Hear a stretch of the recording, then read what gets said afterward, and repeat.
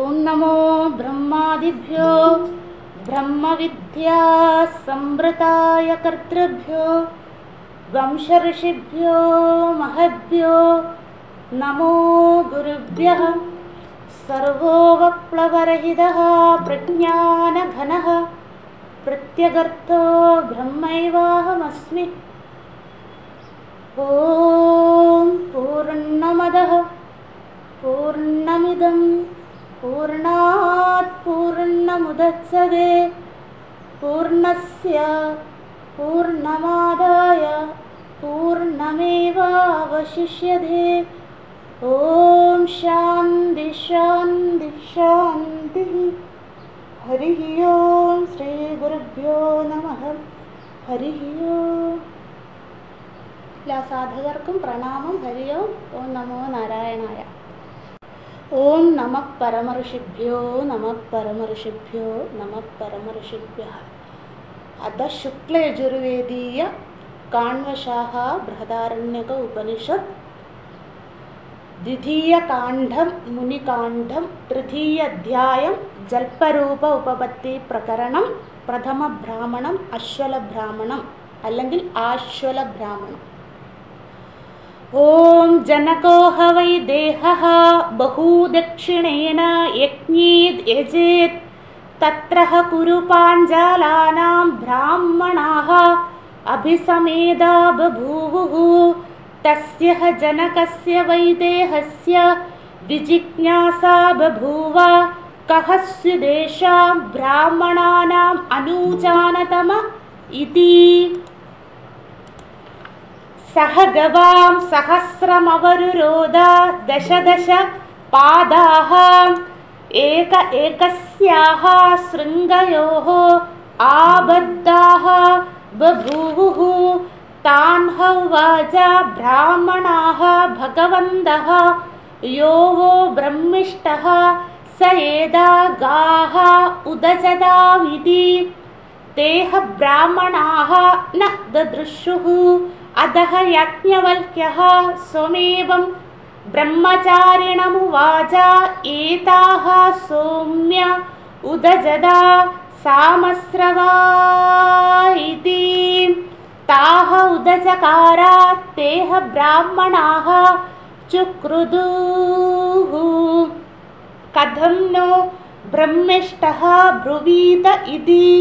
അതഃ ജനകസ്യ വൈദേഹസ്യ ഹോതാ അശ്വലഃ ബഭൂവ. സഹ ഏനം പപ്രച്ഛ ത്വം नु ഖലു നോ യാജ്ഞവൽക്യ ബ്രഹ്മിഷ്ടഃ അസി ഇതി. സഹോവാച നമോ വയം ബ്രഹ്മിഷ്ഠായ കുർമഃ ഗോകാമ ഏവ വയം സ്മ ഇതി.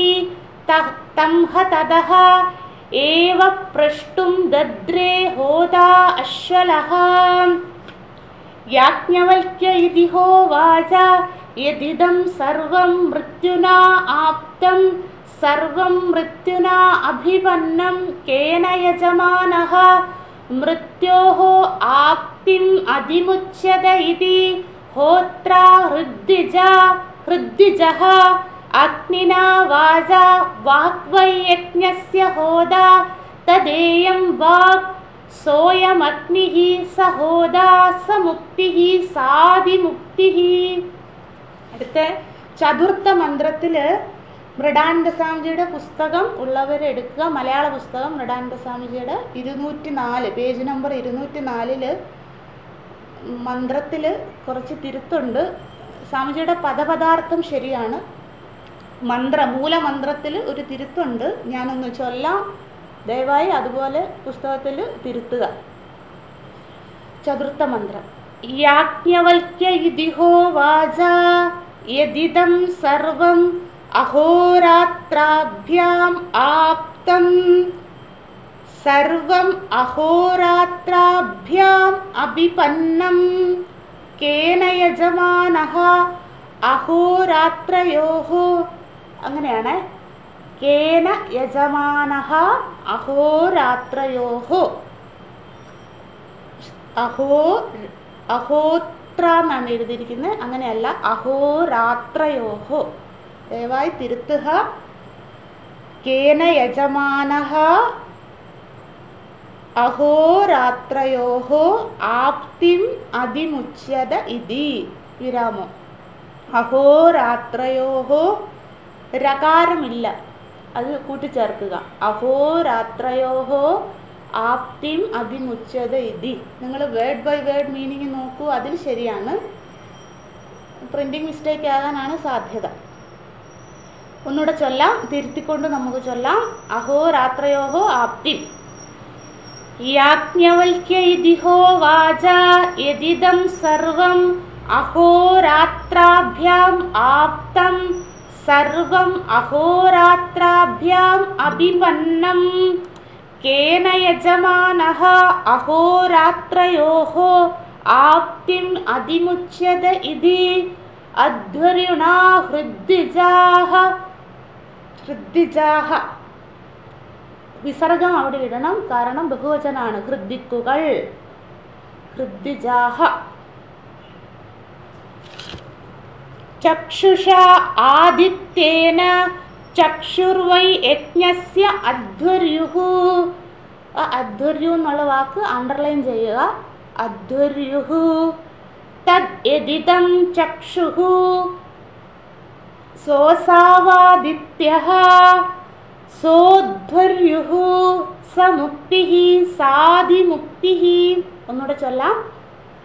യാജ്ഞവൽക്യ ഇതിഹോവാച യദിദം സർവം അഹോരാത്രാഭ്യാം ആപ്തം സർവമഹോരാത്രാഭ്യാം അഭിപന്നം കേന യജമാനഃ അഹോരാത്രയോഃ ആപ്തിം അതിമുച്യത ഇതി അധ്വര്യുണാ ഹൃദ്വിജാഃ. ചക്ഷുഷ ആദിത്യേന ചക്ഷുർവൈ യജ്ഞസ്യ അധ്വര്യുഃ തദ് യദിദം ചക്ഷുഃ സോസാവാദിത്യഃ സോധ്വര്യുഃ സാമുക്തിഃ സാധിമുക്തിഃ. എല്ലാവരും പ്രാർത്ഥനയോടുകൂടി ഇരിക്കുക. നമ്മൾ കർമ്മകാണ്ഡത്തിലെ പുതിയൊരു ഭാഗത്തിലേക്ക് പ്രവേശിക്കുകയാണ്. യാജ്ഞവൽക്യ മഹർഷിയുടെ പാദങ്ങളിൽ നമസ്കരിച്ചുകൊണ്ട് അനുമതി ചോദിച്ചുകൊണ്ട് നമ്മൾക്ക് പ്രവേശിക്കാം. ജനകസഭ, എല്ലാവരുടെയും മനസ്സിൽ ആ ഒരു ആഖ്യായിക എപ്പോഴും ഉണ്ടാകണം. അശ്വലൻ്റെ ചോദ്യം, അതിനു മുമ്പുള്ള ആഖ്യായിക യാജ്ഞവൽക്യ മഹർഷിയുടെ എല്ലാ സ്വഭാവ സവിശേഷതകളും അദ്ദേഹത്തിൻ്റെ ഒന്ന് രണ്ട് വാക്കുകളിലൂടെ തന്നെ വ്യക്തമാക്കുകയാണ്. അല്ലേ? എല്ലാവരോടുമുള്ള വിനയം, എല്ലാവരും ദേഷ്യപ്പെട്ടപ്പോഴും മറ്റുള്ള ഇത് നമ്മൾ കണ്ടിരുന്നു, ദേഷ്യപ്പെടുകയും അവഹേളിക്കുകയും ഇത് രണ്ടും ചെയ്തപ്പോഴും ദേഷ്യത്തോടു കൂടിയുള്ള ആ പുലമ്പലിനെ എല്ലാം കേട്ടുകൊണ്ട് അദ്ദേഹം നമസ്കരിക്കുകയാണ്. അദ്ദേഹത്തോട് ക്രോധത്തോടു കൂടി പെരുമാറിയടുത്ത്. അപ്പം നമ്മളത് നമ്മളുടെ തന്നെ സ്വഭാവവുമായിട്ട് ദയവായി താരതമ്യം ചെയ്ത് നോക്കണം. എങ്കിലേ ഈ ആഖ്യായിക കൊണ്ട് നമ്മൾക്ക് പ്രയോജനം ഉണ്ടാവുകയുള്ളൂ. അതുമാത്രമല്ല, നമ്മളെ സംബന്ധിച്ച് ഈ ആഖ്യായികയുടെ മറ്റൊരു സവിശേഷത ആ ശിഷ്യൻ്റെ ഭാവമാണ്. യാജ്ഞവൽക്യ മഹർഷി സൗമ്യ സാമസ്രവാന്ന് വിളിച്ചപ്പോഴേ ശിഷ്യൻ ഓടി വരുന്നത് നമ്മൾ കണ്ടു. അല്ലേ? അപ്പോൾ ആ ഒരു മഹാസഭ അവിടെ നടക്കുകയാണ്. രാജാവിനോട് പ്രാധാന്യം കൊടുക്കാതെ ഗുരുവിന് പ്രാധാന്യം കൊടുത്ത് അനുസരണയോടുകൂടി ഓടി വന്ന ശിഷ്യൻ. അല്ലേ? അപ്പം ജനക മഹാരാജാവ് ആയതുകൊണ്ട് സഭാമര്യാദകൾക്കൊന്നും പ്രശ്നം ഉണ്ടായില്ല. അദ്ദേഹം അതിനൊന്നും പ്രതികരിച്ചില്ല. കാരണം അദ്ദേഹത്തിൻ്റെ സങ്കല്പം എന്താണ്? ആരാണോ ബ്രഹ്മിഷ്ഠൻ, ആ ബ്രഹ്മിഷ്ഠന് ഞാൻ ഈ പശുക്കളെ എല്ലാം കൊടുക്കുകയെന്നായിരുന്നു. അപ്പം ധൈര്യത്തോടു കൂടി യാജ്ഞവൽക്യ മഹർഷി വന്നു. അത് ജനക മഹാരാജാവ് അംഗീകരിച്ചു. പിന്നെ ജനക മഹാരാജാവ് യാജ്ഞവൽക്യ മഹർഷിയുടെ കഥകളൊക്കെ കേട്ടിട്ടുണ്ട്. അല്ലേ? എങ്ങനെയാണ് വൈശമ്പായന മഹർഷിയുടെ അടുത്തുനിന്ന് വന്നത്. പിന്നെ ജനക മഹാരാജാവിൻ്റെ മന്ത്രിയുടെ പുത്രിയാണ് മൈത്രേയി. അല്ലേ? നമ്മൾ കണ്ടില്ലേ മൈത്രേയി ബ്രാഹ്മണത്തിൽ. അപ്പം ഇതൊക്കെയായിട്ട് നമ്മൾ മനസ്സിലിങ്ങനെ റീൽ ഓടിക്കൊണ്ടേയിരിക്കണം. അപ്പം പ്രധാനമന്ത്രിയായിരുന്നു മൈത്രേയിയുടെ പിതാവ്. അപ്പോൾ പ്രധാനമന്ത്രി പറഞ്ഞുകൊണ്ട് ജനക മഹാരാജാവിന് അറിയാം യാജ്ഞവൽക്യ മഹർഷി ആരാണെന്ന്, അല്ലേ? മൈത്രേയെ അങ്ങോട്ട് വിവാഹം കഴിച്ച് അയച്ചിരുന്നല്ലോ. അപ്പോൾ ഇതൊക്കെ അറിയാം. രാജാവിനോട് ചോദിക്കാതെ എന്തായാലും മന്ത്രി, ജനക മഹാരാജാവിൻ്റെ മന്ത്രി യാജ്ഞവൽക്യ മഹർഷിക്ക് മൈത്രേയെ കൊടുക്കുകയൊന്നുമില്ല. അപ്പം ഇദ്ദേഹത്തിൻ്റെ കഥകളും ഇദ്ദേഹത്തിൻ്റെ പാണ്ഡിത്യവും എല്ലാം ജനക മഹാരാജാവിന് അറിയാം. അതുകൊണ്ടും കൂടിയാണ് ജനക മഹാരാജാവ് മൗനമായിട്ടിരുന്നത്. അപ്പോൾ ഇതെല്ലാം നമ്മുടെ മനസ്സിൽ ഈ കഥയിലെ ഓരോ സന്ദർഭങ്ങളും. അപ്പോൾ അതുകൊണ്ട് എന്താണ്, ശിഷ്യൻ സാമസ്രവസ് ഓടി വന്നു യാജ്ഞവൽക്യ മഹർഷിയുടെ ആജ്ഞ അനുസരിച്ചപ്പോഴും ജനക മഹാരാജാവ് ഒന്നും മിണ്ടിയില്ല. കാരണം രാജനീതി അങ്ങനെയാണ്. രാജ്യസഭയിൽ പ്രധാനി രാജാവാണ്. അപ്പോൾ രാജാവിൻ്റെ അനുമതിയോടുകൂടി ആണ് എല്ലാ കാര്യവും ചെയ്യേണ്ടത്. അപ്പം നമ്മൾ ആ സമയത്ത് എങ്ങനെയായിരിക്കും എന്ന് നമ്മളോട് തന്നെ ആത്മപരിശോധന നടത്തണം. അതിനു വേണ്ടിയാണ് 1ഉം 2ഉം മന്ത്രം വിസ്തരിച്ച് നമ്മൾ കണ്ടത്. ഞാൻ എങ്ങനെയായിരിക്കും, എൻ്റെ മുന്നിൽ ഒരാൾ എന്നെ പരിഹസിക്കുകയാണ്, അല്ലെങ്കിൽ എന്നോട് ക്രോധത്തോടു കൂടി പെരുമാറുകയാണ്, നിങ്ങൾ ശരിയല്ല, അല്ല നിങ്ങൾ ഇങ്ങനെയൊക്കെയാണ്, നിങ്ങളെക്കുറിച്ച് ഇങ്ങനെയാണ്, നാട്ടിലെ കരക്കമ്പി, ഇങ്ങനെയൊക്കെ പറയുകയാണെങ്കിൽ ഞാൻ എങ്ങനെയായിരിക്കും പെരുമാറും. ഇന്നലെ ഒരു സംഭവം ഉണ്ടായി. എനിക്ക് തോന്നി എല്ലാവരുമായിട്ടും ചർച്ച. ഞങ്ങൾ യൂട്യൂബിൽ നമ്മൾ ബൃഹദാരണ്യ ഉപനിഷത്ത് ലൈവ് കഴിഞ്ഞിട്ട് റെക്കോർഡ് യൂട്യൂബിൽ ഇടുമല്ലോ, ലൈവിന് വരാൻ പറ്റാത്തവർക്ക്. അപ്പോൾ ആരൊക്കെയാണ് കേൾക്കുന്ന ഒന്നും അറിയില്ല. അപ്പം ഒരാളിങ്ങനെ യൂട്യൂബിലൊരു മെസ്സേജ് ഇട്ട്, നിങ്ങൾ യൂട്യൂബിലിങ്ങനെ കമൻ്റ് ഇടാമല്ലോ. അപ്പം മൂപ്പർ പറയണത് ക്ലാസ്സൊക്കെ ഗംഭീരം തന്നെ, പക്ഷെ നിങ്ങൾക്ക് അക്ഷരസ്ഫുടതയില്ല, ഇങ്ങനെ കമൻ്റ് വന്നിരിക്കുകയാണ്. എന്ത് ചെയ്യാൻ പറ്റും? നമുക്കൊന്നും പറ്റില്ല, ജന്മനാ ഉള്ള മാനുഫാക്ചറിങ് ഡിഫക്റ്റാണ്, നമുക്കൊന്നും ചെയ്യാൻ പറ്റില്ല. പക്ഷെ പരിശ്രമിച്ചുകൊണ്ടിരിക്കുന്നുണ്ട്. അപ്പം ഞാൻ മൂപ്പർക്ക് മറുപടി അയച്ചു, നമ്മൾ പരിശ്രമിക്കാം. ഇതിങ്ങനെ മനസ്സിലിങ്ങനെ ഞാൻ എന്താ ചെയ്യുക. അപ്പോൾ നമുക്കിവിടെ ഞാൻ ഗുരുനാഥൻ്റെ അടുത്ത് പോയി, സ്വാമിജിയുടെ നമുക്ക് ക്ലാസ് ഉണ്ട്, വൈകുന്നേരം ബ്രഹ്മസൂത്ര ക്ലാസ്സാണ്. അപ്പോൾ ബ്രഹ്മസൂത്രം എടുക്കുന്നത് സർവാനന്ദഗിരി എന്ന് പറഞ്ഞ ഒരു വലിയ മഹാത്മാവാണ്. മൂപ്പര് ഇവിടെ വന്നിട്ട് തന്നെ ഒരു 50 വർഷത്തിലധികമായി. സ്വാമിജിക്ക് ഒരു 90 വയസ്സാകാറായേ. നിങ്ങൾ കണ്ടിട്ടുണ്ടോയെന്നറിയില്ല, ബ്രഹ്മവിദ്യാപീഠ ഉത്തരകാശിയിൽ നിന്ന് അടിച്ചു കൊടുത്ത യൂട്യൂബിൽ സ്വാമിജിയുടെ ക്ലാസ്സൊക്കെ ധാരാളം ഉണ്ട്. അപ്പം ക്രിസ്മസ് അപ്പൂപ്പനെ പോലെ ആയിരിക്കുന്നത്, എപ്പോഴും തലയിൽ തൊപ്പി വെക്കും. അലോപേഷ്യ ഉണ്ട് സ്വാമിജിക്ക്, അങ്ങനത്തെ ഒരു അസുഖമുണ്ട്. അപ്പോൾ അതുകൊണ്ട് എപ്പോഴും സ്വാമിജി എങ്ങനെയാണ് വസ്ത്രധാരണ അങ്ങനെയാണ്. അപ്പം 90 വയസ്സാകാറായി. സ്വാമിജിയുടെ നവതി ആഘോഷിക്കണമെന്നൊക്കെ ഇവിടെ ചർച്ച ഇങ്ങനെ നടക്കുകയാണ്. അപ്പം എന്നിട്ടും നിങ്ങൾ ആലോചിച്ച് നോക്കണം, 90 വയസ്സിലും വൈകിട്ട് 3:30 മുതൽ വൈകിട്ട് 5-5:30 തീരാറാകും. 2 മണിക്കൂർ അടുപ്പിച്ച്, അതും ബ്രഹ്മസൂത്ര ഭാഷ്യം രത്നപ്രഭയും ടീക്കയും ടിപ്പണി എല്ലാം വെച്ച് ക്ലാസ് എടുക്കും. ഒറ്റ ദിവസം പോലും ക്ലാസ് മുടങ്ങാണ്ട് വരും. നമ്മൾ ചെന്നില്ലേലും നമ്മളെ കാത്തിരിക്കും സ്വാമി. അങ്ങനത്തെ ഒരു അമ്മയെപ്പോലെ സ്നേഹനിധിയാണ്. ഇങ്ങനെ താടിയൊക്കെ ഇങ്ങനെ നീണ്ട്, നമ്മൾ ക്രിസ്മസ് അപ്പൂപ്പനെ കണ്ടിട്ടില്ലേ, അതുപോലെ തന്നെയാണ് മൂപ്പര്. അപ്പോൾ ഞാൻ ക്ലാസ് ഇന്നലെ ക്ലാസ്സിന് പോയിട്ട് വന്നിട്ട് ക്ലാസ് കഴിഞ്ഞപ്പോൾ ഞാൻ സ്വാമിജിയോട് ഇങ്ങനെ പറഞ്ഞു, സ്വാമിജി ഇങ്ങനെ ഒരു അഭിപ്രായം വന്നിട്ടുണ്ട്, അപ്പോൾ ഞാൻ എന്താ അതിന് ചെയ്യുക, ഉച്ചാരണ ശുദ്ധിയാക്കാനായിട്ട് എന്താ ചെയ്യുക. അപ്പോൾ അത് നമ്മൾ മാറ്റണ്ടേ, കാരണം നമ്മുടെ തെറ്റൊരാൾ ചൂണ്ടിക്കാണിക്കുമ്പോൾ നമുക്ക് വിഷമമാകും. അപ്പോൾ അത് തിരുത്തുവാനുള്ള പരിശ്രമം ഉണ്ടാകണ്ടേ. മൂപ്പരോട് ഞാൻ കമൻറ്റ് വായിച്ച് യൂട്യൂബിൽ പരിശ്രമിക്കുന്നതാണെന്ന്. പരിശ്രമിച്ചില്ലെങ്കിൽ എന്താ ചെയ്യുക. സ്വാമിജി ഒരു വാക്ക് പറഞ്ഞ്, അത് എനിക്ക് തോന്നി എല്ലാവരോടും പറയണമെന്ന്. സ്വാമിജി പറയാണ്, എനിക്ക് 90 വയസ്സായി, അറിയുമെന്ന് ചോദിച്ചു. ഞാൻ പറഞ്ഞാൽ അറിയാം സ്വാമിജി, പല്ലൊന്നുമില്ല. സ്വാമിജി ഒറ്റ പല്ലില്ല കേട്ടോ, ഒറ്റ പല്ലില്ല, പല്ലൊന്നുമില്ല. എന്നിട്ടും ഞാൻ ക്ലാസ് എടുക്കുമ്പോൾ ഈ ഫിസില് വരും വായിന്ന്. ഇങ്ങനെ നമ്മൾ സംസാരിക്കുമ്പോൾ, സ്വാമിജി ബംഗാളിയും കൂടെയാണ്. അപ്പം അവരുടെ ബംഗാളി ഹിന്ദി എന്ന് പറയുന്നത് വളരെ വ്യത്യസ്തമായിട്ടാണ് അവരുടെ ഡയലക്റ്റുകൾ. അപ്പോൾ സ്വാമിജി പറയും, എനിക്കും ഇപ്പോഴും ആളുകൾ 90 വയസ്സായ എന്നെയും ഇപ്പോഴും പരിഹസിക്കാറുണ്ട്.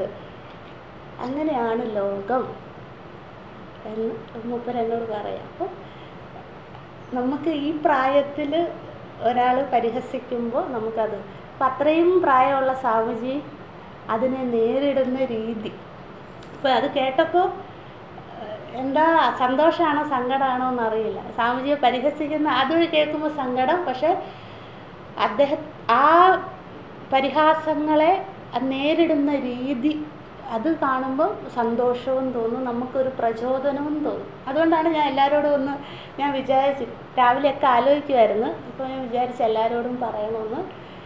ചുക്രുദൂഹു എന്നുള്ള വാക്ക്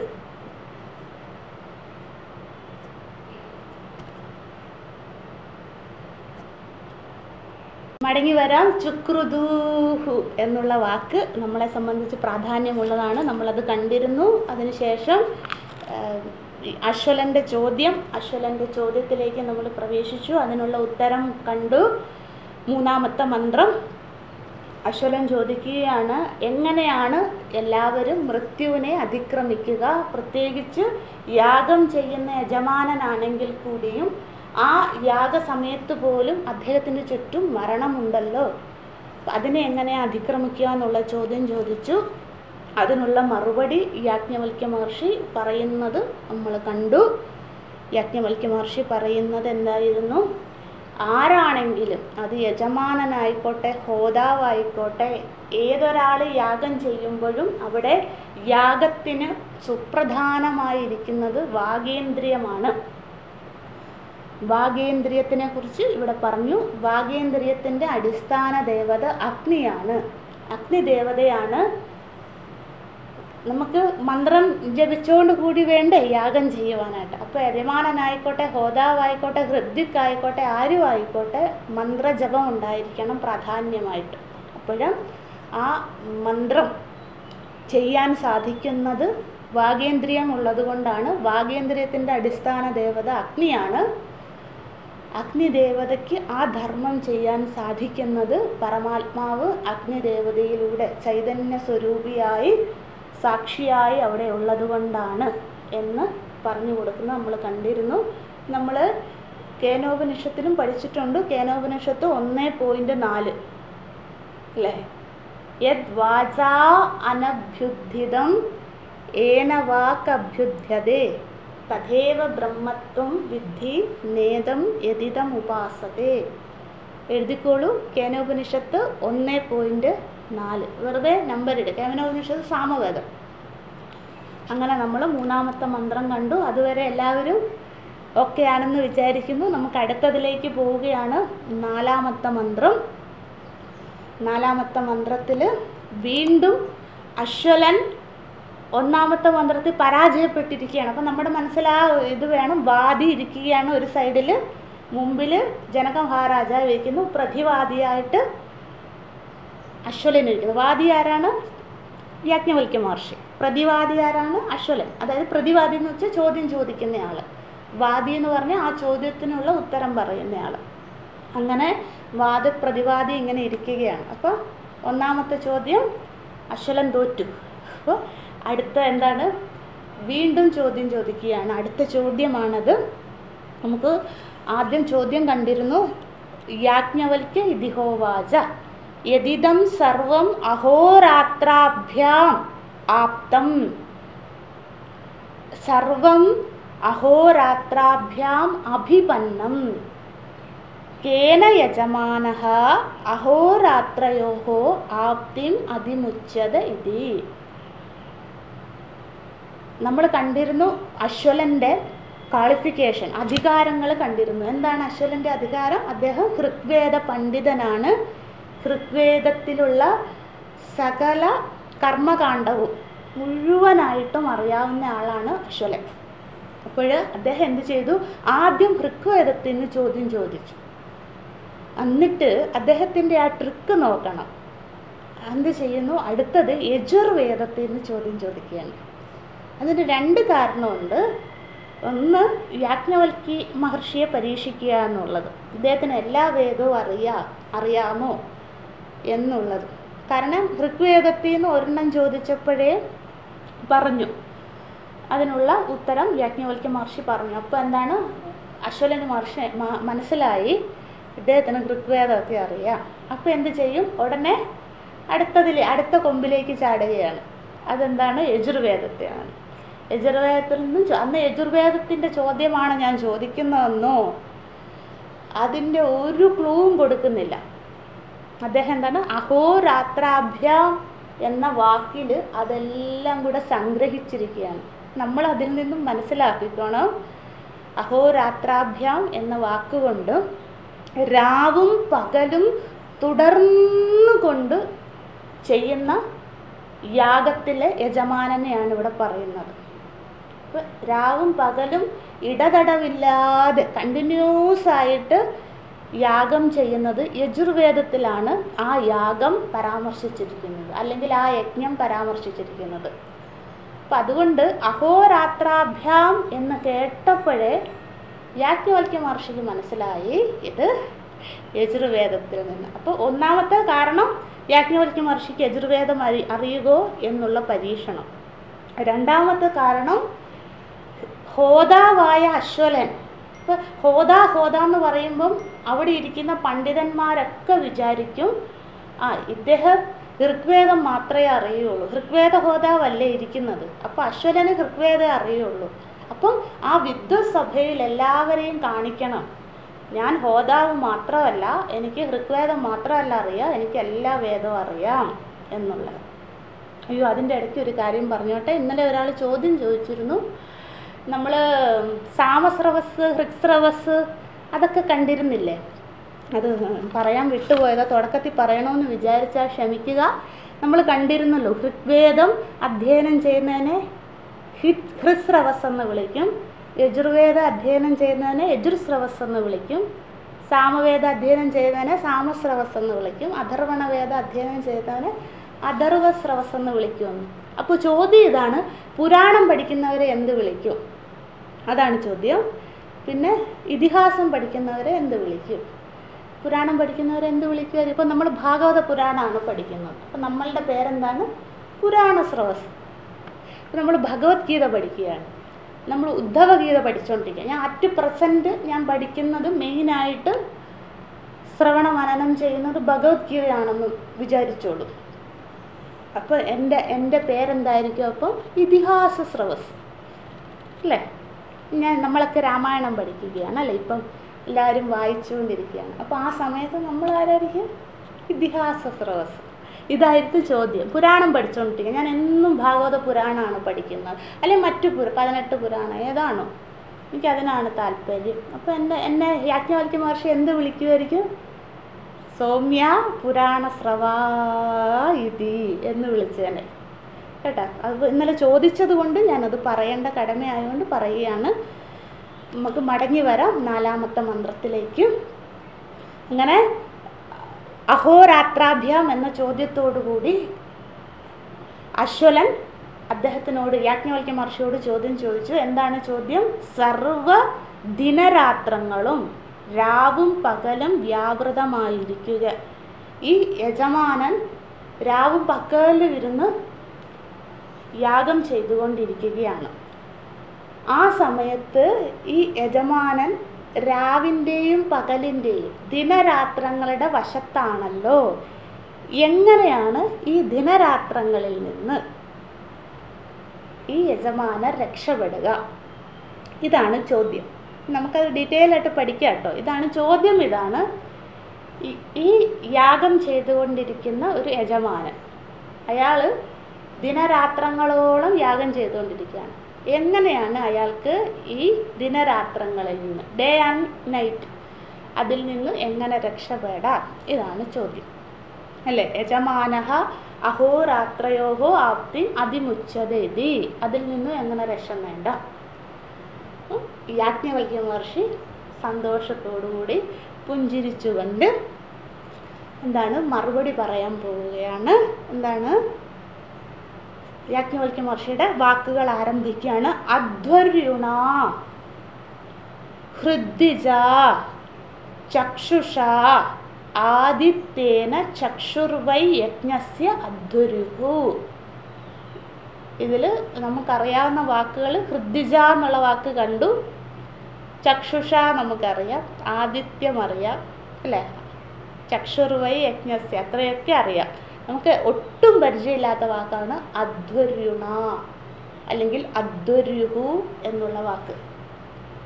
നമുക്ക് അതിലേക്ക് പോകാം. കുറച്ച് എഴുതാനുണ്ട്, ഞാൻ വളരെ സ്ലോയിൽ പറയുള്ളൂ. നല്ല വൃത്തിയായിട്ട് എഴുതിയെടുക്കുക. നമ്മൾ വിചാരിക്കുക എന്തിനാണ് ഈ യജുർവേദത്തിലെ യാഗത്തിനെ കുറിച്ച് നമ്മൾ പഠിക്കുന്നത്, അല്ലേ? നമുക്ക് മോക്ഷമാണ് വേണ്ടത് അല്ല. അപ്പോൾ എന്നെ സംബന്ധിച്ച് ഈ കർമ്മകാണ്ഡത്തിലേക്ക് പോയിട്ട് എനിക്കറിയാത്തൊരു യാഗത്തിനെ കുറിച്ച് പഠിച്ച് ഞാൻ എന്തായാലും അതൊന്നും ചെയ്യാൻ പോകുന്നില്ല, അല്ലേ? നമ്മളിവിടെ ചെയ്യാൻ സാധിക്കുകയില്ല ഇപ്പോഴത്തെ കാലഘട്ടത്തിൽ. അപ്പം ഞാൻ ഇതൊന്നും ചെയ്യാൻ പോകുന്നില്ല, പിന്നെ ഞാൻ എന്തിനാണ് ഇതൊക്കെ പഠിക്കുന്നത്, അല്ലേ? അങ്ങനെ ഒരു തോന്നൽ വരാം. കാരണം പുതിയൊരു കാര്യമായതുകൊണ്ടും പിന്നെ ഇത് കർമ്മകാണ്ഡമായതുകൊണ്ടും നമ്മുടെ ഉള്ളിൽ അങ്ങനെ തോന്നൽ വരാം. ഒരിക്കലും അങ്ങനെ തോന്നലുണ്ടാകരുത്. നമ്മളെ സംബന്ധിച്ച് ഒരു ശുഭവാസന വളർത്തിയെടുക്കുക, അല്ലേ? പുതിയൊരു ശുഭകാര്യമാണ് ഞാൻ അറിയാൻ പോകുന്നത്. അപ്പോൾ എന്തായിരിക്കും അതിനുള്ള എനിക്ക് ഗുണം? ഞാൻ ശുഭകാര്യങ്ങൾ എത്ര എൻ്റെ ബുദ്ധിയിലേക്കും മനസ്സിലേക്കും കൊടുക്കുന്നുവോ അത്രയും അശുഭകാര്യങ്ങൾ മനസ്സിൽ നിന്നും ബുദ്ധിയിൽ നിന്നും ഒഴുകി ഒഴുകി പോവുക, നശിച്ചു പൊയ്ക്കൊണ്ടിരിക്കുക, അല്ലേ? നമ്മൾ സ്കൂളിലൊക്കെ പരീക്ഷണം ചെയ്തിട്ടില്ലേ? പണ്ട് നമുക്കൊക്കെ എഴുതാനായിട്ട് ഈ ക്യാമലിൻ്റെ ഇങ്ക് ഉണ്ടായിരുന്നു, അല്ലേ? നമ്മൾ ഈ ഹീറോ പെന്ന് കൊണ്ട് എഴുതൂലേ? അപ്പോൾ നമ്മുടെ കയ്യിലൊരു കുപ്പി ഉണ്ടാകും, അല്ലേ? അതിൽ ആ മഷി നമ്മൾ വെള്ളത്തിലൊഴിച്ചിട്ട് വെള്ളത്തിന് ആ മഷിയുടെ കളറാകും. അപ്പോൾ പിന്നെ നമ്മൾ എങ്ങനെ ആ വെള്ളത്തെ ശുദ്ധീകരിക്കും? നമ്മൾ 4ലും 5ലൊക്കെ പരീക്ഷണം ചെയ്തതാണ്. അപ്പോൾ എന്ത് ചെയ്യും? അതിലേക്ക് ശുദ്ധവെള്ളം ഒഴിച്ചൊഴിച്ചൊഴിച്ചൊഴിച്ച് ആ അശുദ്ധ വെള്ളത്തെ ഇല്ലാണ്ടാക്കുന്നു. അതുപോലെ തന്നെയുള്ളൂ നമ്മുടെ ഉള്ളിൽ ഈ ജന്മത്തിലെ പൂർവ്വജന്മത്തിലെ ഒക്കെ അശുഭവാസനകളുണ്ടെങ്കിൽ അത് ഇല്ലാണ്ടാക്കുവാനായി ഞാൻ ശുഭവാസനകളെ എൻ്റെ മനസ്സിനും ബുദ്ധിക്കുമുള്ള ആഹാരമായി ഇതിനെ കാണണം. നമുക്ക് ശുഭവാസനയിലേക്ക് പോകാം. അധ്വര്യുണ. അപ്പോൾ നിങ്ങൾ ഹെഡിങ് എഴുതുക, അധ്വര്യു എന്നാൽ എന്ത്, അല്ലേ? അതാണ് നമുക്കിനി പഠിക്കാനുള്ളത്. പുസ്തകത്തിലില്ല, അതുകൊണ്ട് ദയവായി എഴുതിയെടുക്കുക. അഗ്നിഷ്ടോമം എന്ന യാഗം, അഗ്നിഷ്ടോമം എന്ന യാഗത്തെ അഗ്നിഷ്ടോമം എന്ന യാഗത്തെ അധ്വരം എന്ന് പറയുന്നു. അതായത് യജുർവേദത്തിൽ ഒരു യാഗമുണ്ട്, അതിനെ എന്ത് പറയുന്നു? അഗ്നിഷ്ടോമം എന്ന് പറഞ്ഞ ഒരു യാഗമുണ്ട്. യജുർവേദത്തിൽ ഒരു യാഗമുണ്ട്, അതിനെ അഗ്നിഷ്ടോമം എന്ന് വിളിക്കുന്നു. കേട്ടിട്ടുണ്ടോ എന്ന് എനിക്കറിയില്ല, യജുർവേദികൾക്കൊക്കെ പരിചയം ഉണ്ടാകും. ഇത് എന്തിനാണെന്നും നമുക്ക് പഠിക്കാം.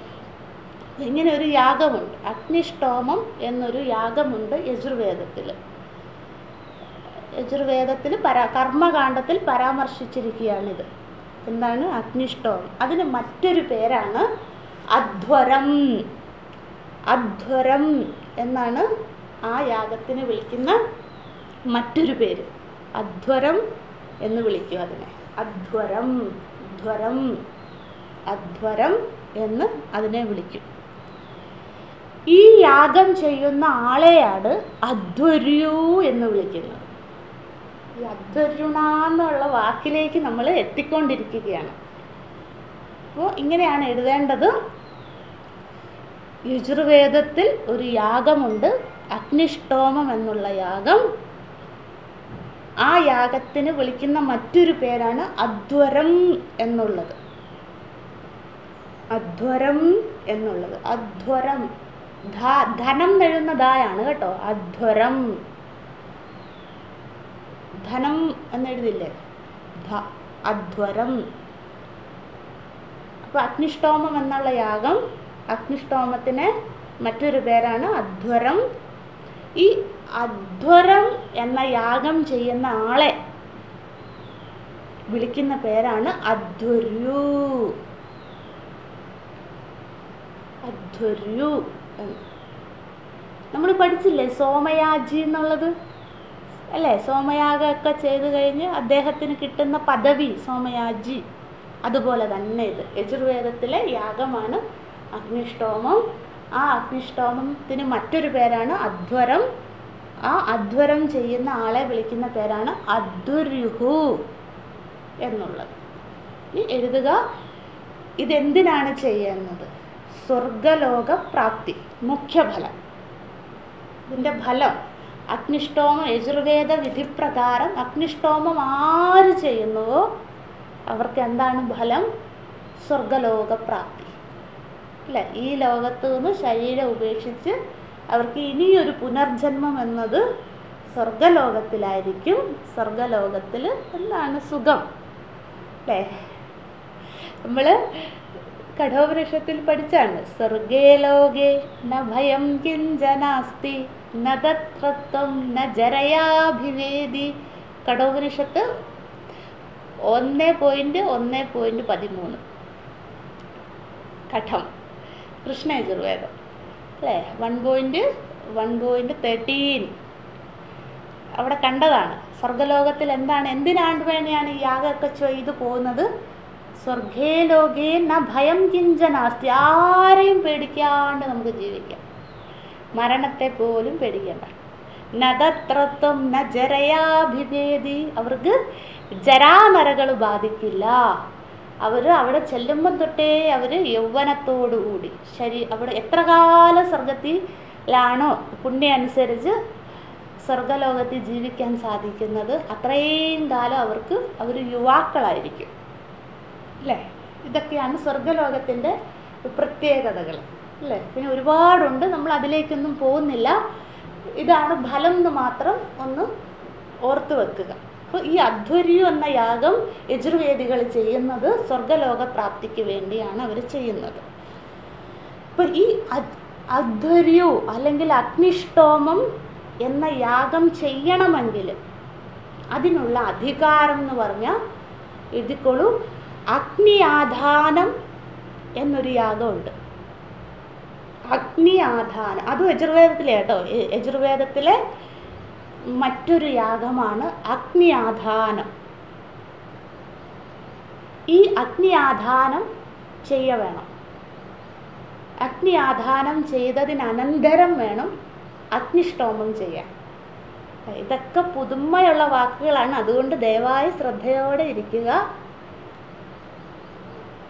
എന്താണ് യജുർവേദത്തിലെ അഗ്നിയാധാനം? അഗ്നിയാധാനം എന്ന് സമസ്തപദത്തിൽ പറയും. ഒരുമിച്ച് പറയുമ്പോൾ അഗ്നിയാധാനം. എങ്ങനെയാണത്? അഗ്നി ആധാനം. അഗ്നി ആധാനം എന്ന് പറഞ്ഞ് യജുർവേദത്തിൽ ഒരു യാഗമുണ്ട്.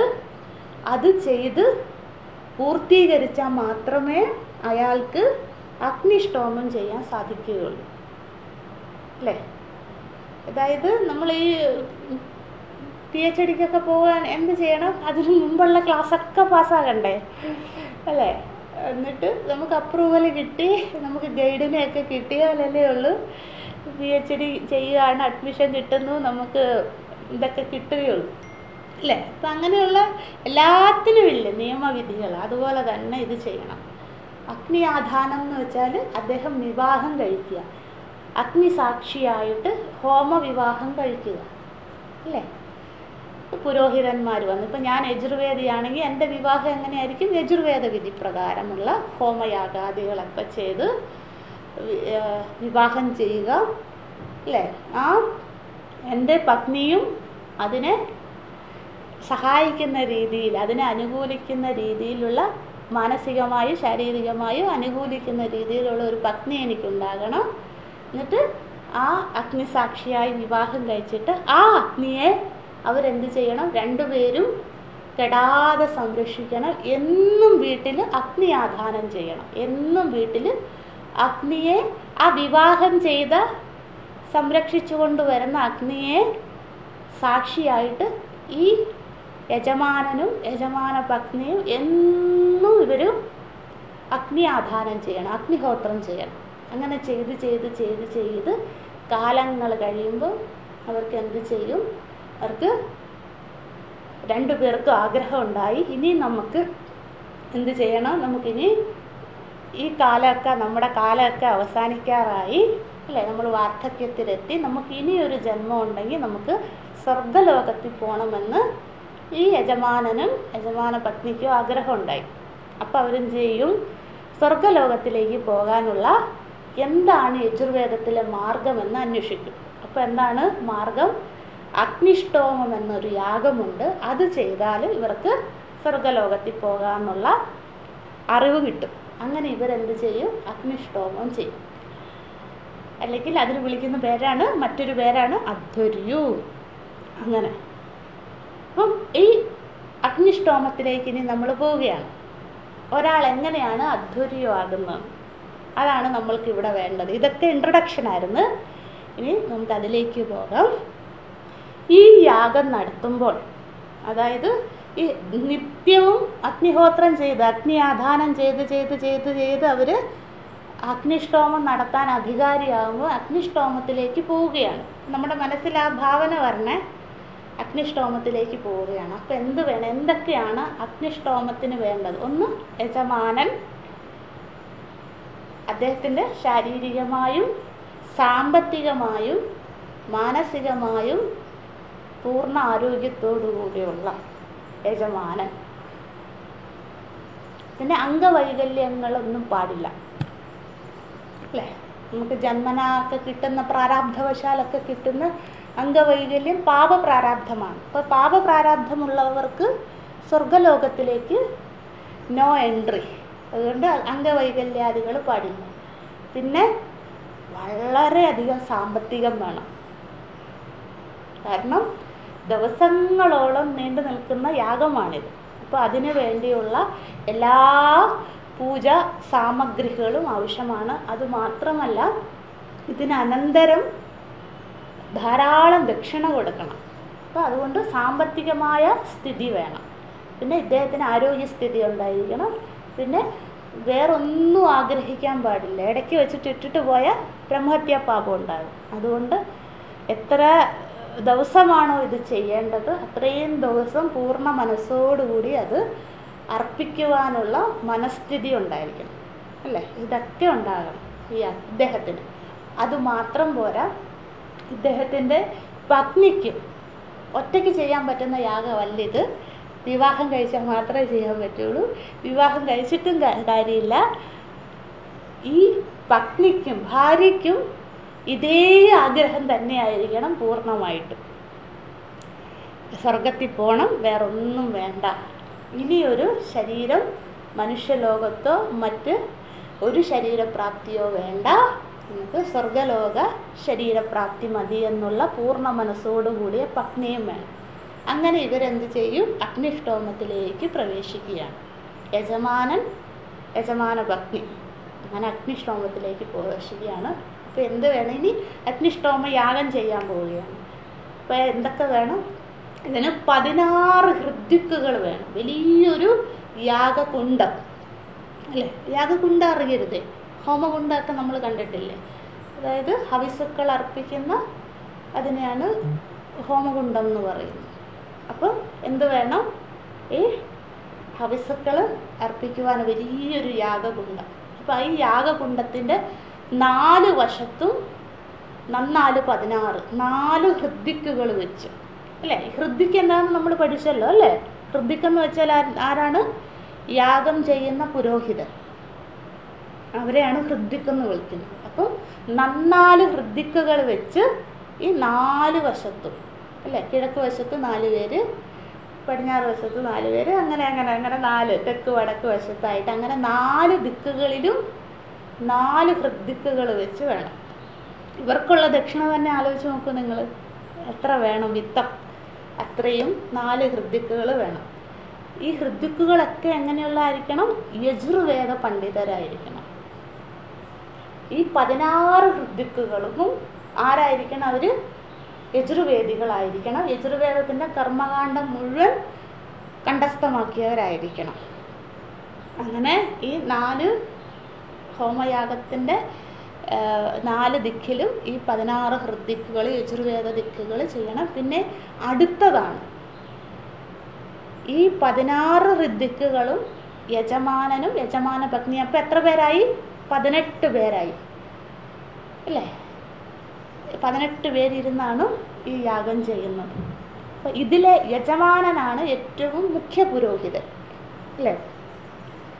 അപ്പോൾ ഈ മുഖ്യ ആൾ എന്ത് ചെയ്യണമെന്ന് വെച്ചാൽ അദ്ദേഹത്തിൻ്റെ നിയമങ്ങൾ, ഇപ്പം നമ്മൾ കുറേ കാര്യങ്ങൾ പറഞ്ഞു. അദ്ദേഹത്തിൻ്റെ ശരീരം ഉഷാറായിരിക്കണം, അദ്ദേഹത്തിൻ്റെ കയ്യിൽ സാമ്പത്തികം ഉണ്ടായിരിക്കണം, അതിനോടുള്ള മനസ്സും ഉണ്ടായിരിക്കണം, പൂർണ്ണ മനസ്സ്.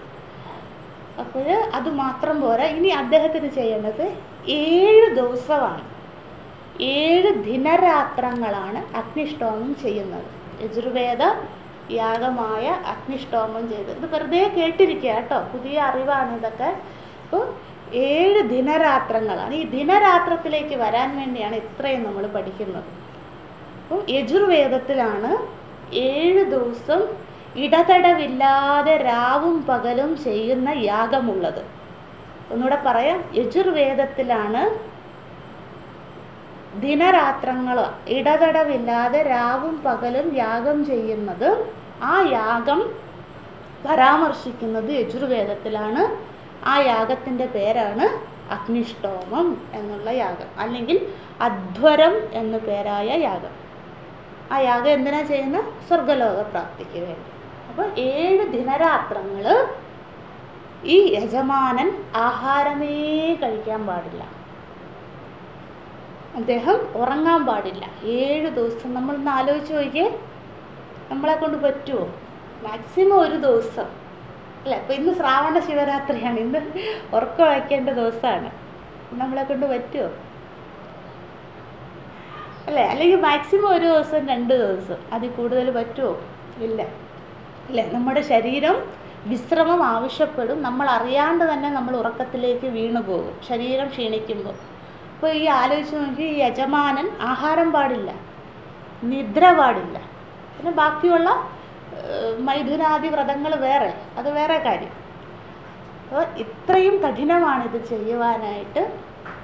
പിന്നെ ഈ 7 ദിവസവും ഇദ്ദേഹത്തിന് ആഹാരത്തിന് പകരമായി പാല് മാത്രം, പശുവിൻ്റെ പാല് മാത്രം കുടിക്കുവാൻ ഉള്ള അനുമതി യജുർവേദം കൊടുക്കുന്നുണ്ട്.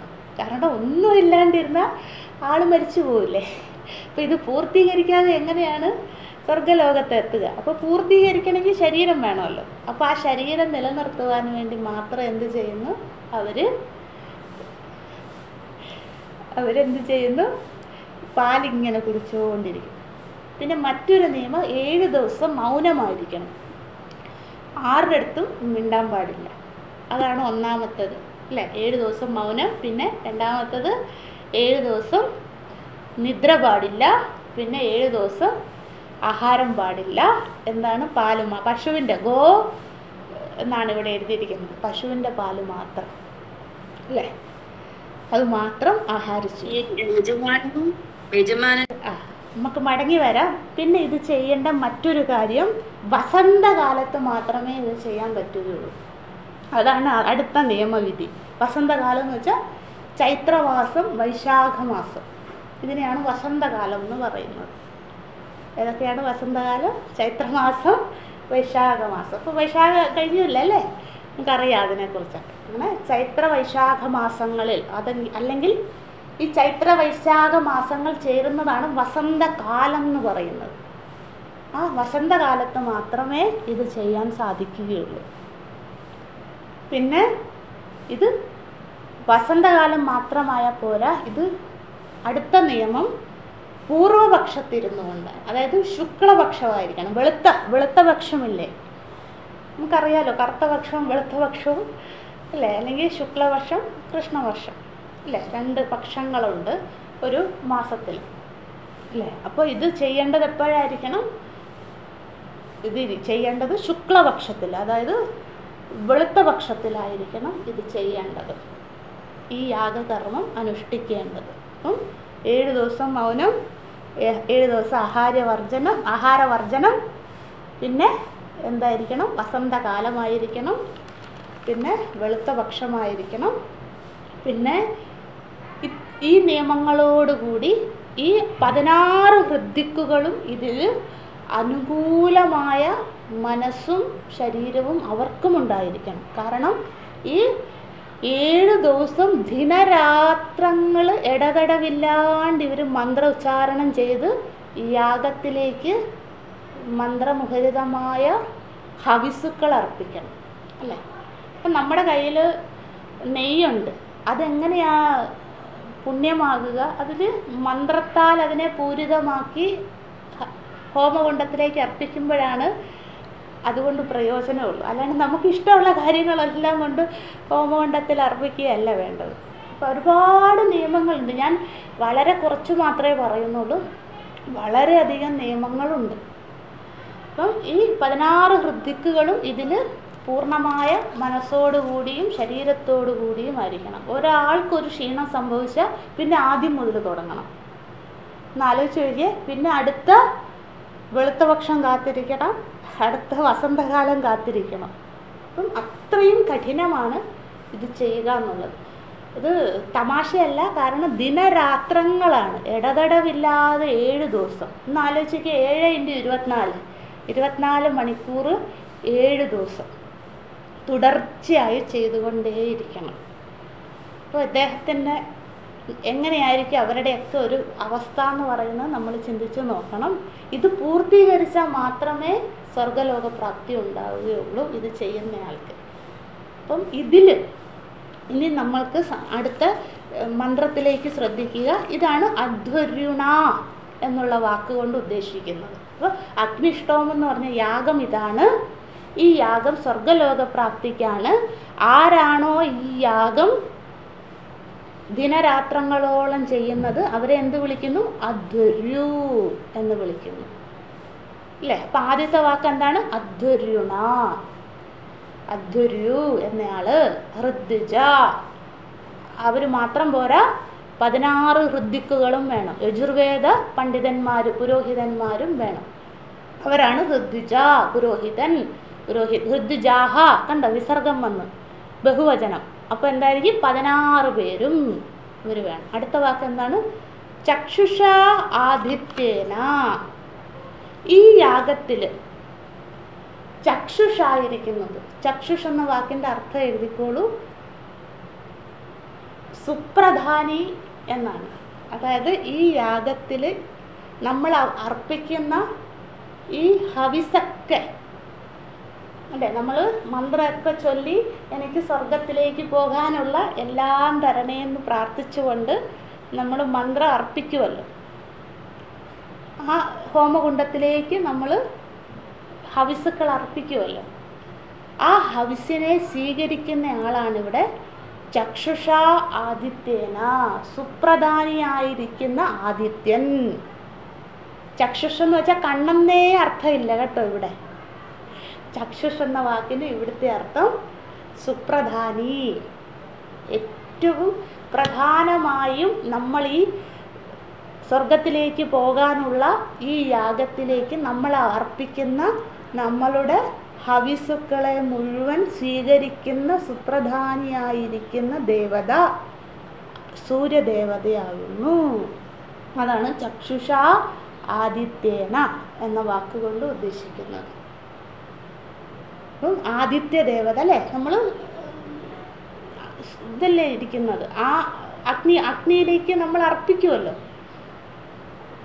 ആ അഗ്നി എന്നത് ഇവിടെ പ്രധാനയായിരിക്കുന്നത് സൂര്യദേവതയായിരുന്നു. നമ്മൾ ആ അഗ്നികുണ്ഡത്തിലേക്ക് അർപ്പിക്കുന്ന എല്ലാ ഹവിസുക്കളെയും സ്വീകരിച്ചു കൊണ്ടുപോകുന്ന വാഹകൻ, ആ ഹവിസുക്കളെല്ലാം സ്വീകരിക്കുന്ന ആള് ആദിത്യ ദേവതയാണ്.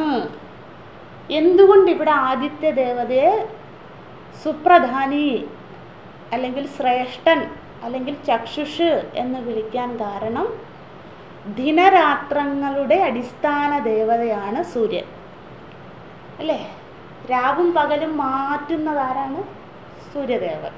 സൂര്യദേവതയാണ് ദിനരാത്രങ്ങളുടെ അടിസ്ഥാന ദേവത. അപ്പോൾ നമ്മൾ പഠിച്ചിട്ടുണ്ട്, സൂര്യദേവതയാണ് എല്ലാറ്റിനും പ്രകാശം നൽകുന്നത് എന്ന് നമ്മൾ മറ്റു പല ഉപനിഷത്തുക്കളിലും പഠിച്ചിട്ടുണ്ട്. ഇവിടെ നമ്മൾ പഠിക്കുന്നു സൂര്യദേവതയുടെ മറ്റൊരു ധർമ്മം എന്താണ്? രാവിനെയും പകലിനെയും അല്ലേ, രാവ് വേണ്ടപ്പോൾ രാവ്, പകല് വേണ്ടപ്പം പകല് അല്ലേ, ദിനം രാത്രി അല്ലേ, രണ്ടുമേ ഉള്ളൂ നമ്മുടെ കണ്ണുകൊണ്ട് കാണുന്നത് അല്ലേ. ഇതൊക്കെ അധ്യാരോപമാണല്ലോ അല്ലേ ഇതെല്ലാം. അപ്പോൾ ഇതൊക്കെ ആരാണ് ഈ ധർമ്മം ചെയ്യുന്നത്?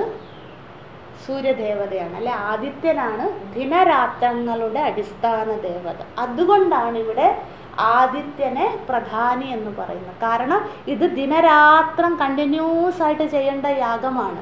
അപ്പോൾ ഈ യാഗം ചെയ്യുമ്പോഴൊക്കെ സാക്ഷിയായിരിക്കുന്നത് ആരാണ്? ഈ യാഗം മുഴുവൻ കണ്ടുകൊണ്ടിരിക്കുന്ന ആരാണ്? സൂര്യനാണ്. കാരണം എന്താ അല്ലേ? സൂര്യൻ ന ഉദേതി ന അസ്തമേതി അല്ലേ സൂര്യദേവതയ്ക്ക്. പക്ഷെ നമ്മൾ ഉദിക്കുന്നതായിട്ടും അസ്തമിക്കുന്നതായിട്ടും കാണുകയാണ്. അപ്പം ആ ധർമ്മം ചെയ്യുന്നത് ആരാണ്? സൂര്യദേവത. അതുകൊണ്ട് ദിനരാത്രങ്ങളുടെ അടിസ്ഥാന ദേവതയായിട്ട് സൂര്യനെയാണ് ഭഗവാൻ ആ ധർമ്മം ചെയ്യുവാനായി സൃഷ്ടിക്കനന്തരം കൽപ്പിച്ചു കൊടുത്തിരിക്കുന്നത്. അതുകൊണ്ടാണ് ഇവിടെ ആദിത്യനെ ചക്ഷുഷായിട്ട് പ്രധാനിയായിട്ട് ഈ യാഗത്തിൽ കൽപ്പിച്ചിരിക്കുന്നത്. അതാണ്